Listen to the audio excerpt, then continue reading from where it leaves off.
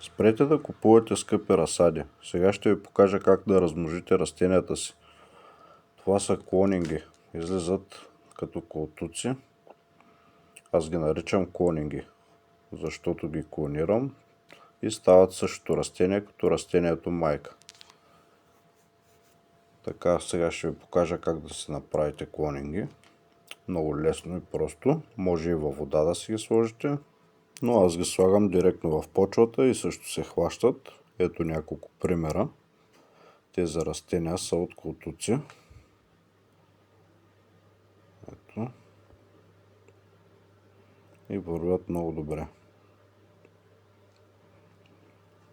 Може да се убедите.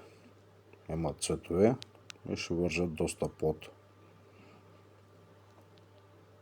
Всички тези растения са от около 10 растения. Съм ги размножил до 80. И така изглеждат клонингите, след като пораснат. Но продължавам да се правя клонинги за по-късен разсад. Ако видеото ви е харесало, абонирайте се за канала и разгледайте другите ни видеа, които показваме методи за справяне без химия и без препарати.